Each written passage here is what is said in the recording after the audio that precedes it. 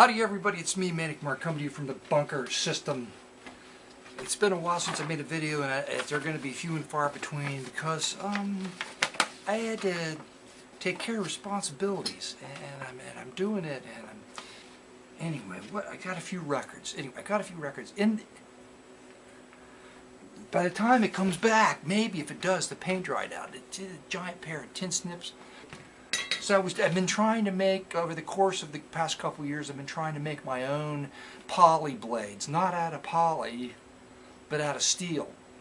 And they're either too heavy, or they're too light, and they're not aerodynamic, and it vibrates, and it bogs the motor down, which can't be any good for it. I haven't been successful.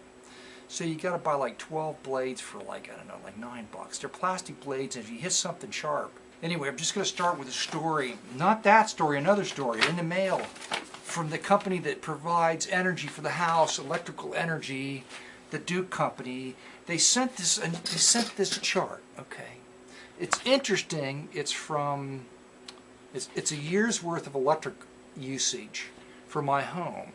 It may be hard to see, but my home is sort of in the middle with the orange dots. The dots above are blue and the dots below are green. The blue dots represent your average home. The green dots represent an efficient home. And I'm sandwiched somewhere sort of more or less in the middle, except for August in the winter. But what's interesting is the average home in February and March, I go above the average home. So I'm like above my cost for energy in February and March is certainly way above the efficient home, and it's also above the average home, which is curious because I burn wood in the winter. Okay, I burn wood in the winter. So how could the average home be? How could I be above the average home? Because I'm either burning oil or wood, and not electric resistance heat. So I've got a water heater, and how is it possible? And what is the average home based on? And what is my home? What? Mine is kind of small. How can I compete with an average? What is an average house? And how do they? What is an efficient house? Must be a house where there's no electricity running to it at all. We're going to start with Nancy Ames' album that I have. I bought another one. It was mini fresh. Couldn't help myself. Don't know much about her, but she's wonderful. She's a wonderful singer. That's a wonderful album. Picked up another copy. It's the Elbow Beach Surf Club. It's got a great montage of photographs on the back from the Elbow Surf Club and Echoes of Bermuda. It's the SS Steel band. Bland. Sometimes steel bands are bland. There they are. I know I have one of the SO albums. That's not it though. This looks like super crazy, awesome fun. It's Battlestar Galactica by the Electric Moog Orchestra. Battlestar Galactica by the Electric Moog. You think I'm going to feature that, but probably not. Carlos Montoya, Adventures in Flamenco. Never cut out that because I can't pronounce it. Now, Nancy Ames. There's what she actually looks like. It's not an illustration. It's a photograph of Nancy Ames. She sings all these Spanish songs in Spanish. Adventures in Paradise. A collection of Hawaiian artists. Billy Strange with the Mexicana brass. The Mexican bag. There he is. Look, Billy's standing in the doorway. I did that once when I was 13 and hurt my groin. Okay, Memories of Jack and Jill Ranch, America's Friendliest. I have no idea what this is. Guest singing in the Chuck Wagon, songs by the ranch staff. There's nothing on the back. It looks like a romantic thing, sort of some kind of silhouette thing. Jackie Gleason presents The Torch with a Blue Flame. You know I have this one, but this is an import or an export.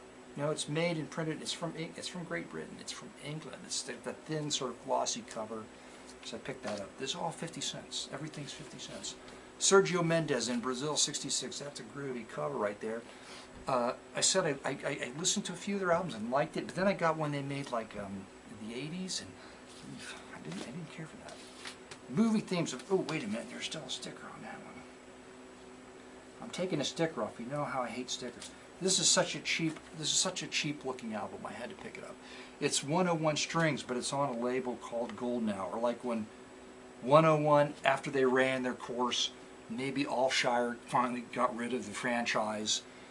This label Golden Tone collected together 101 string covers of some movie themes and put them in this total budget album.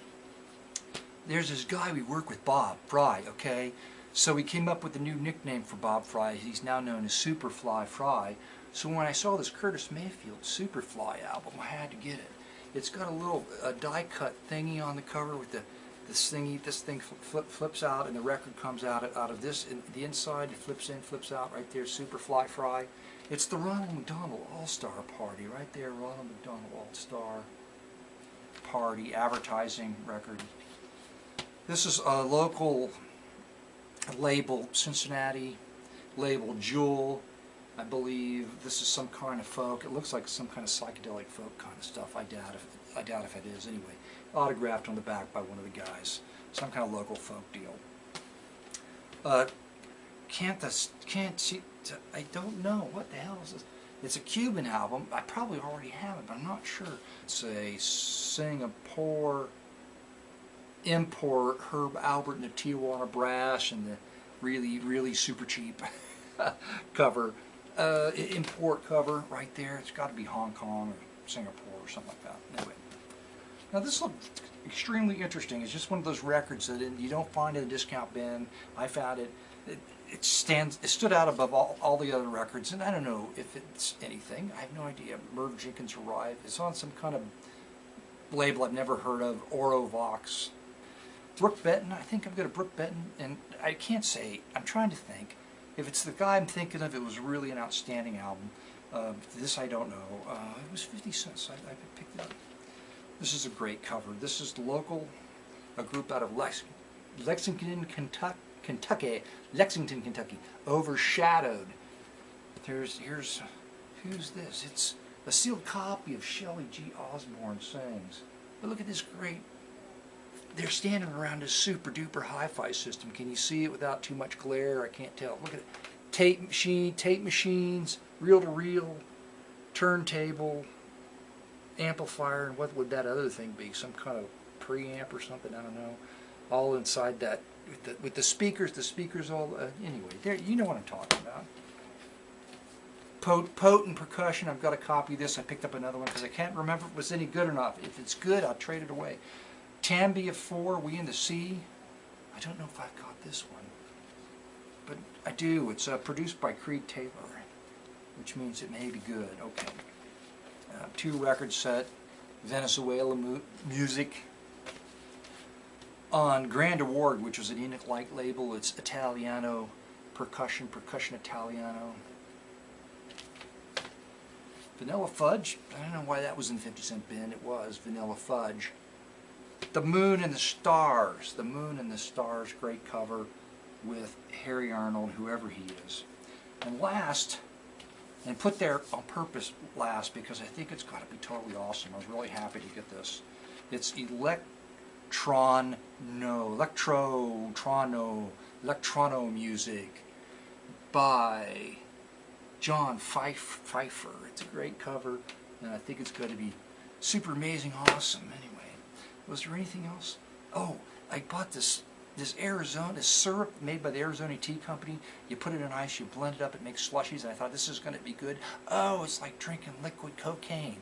It's really good. I got the peach flavored kind. I put a tray of ice and 6 ounces of it in. It's probably like just some kind of like genetically altered sugar condensed into some kind of drug. It's really good. I really like it. Anyway, that's the end of it. Okay. That's the end of this video. Enjoy the sample.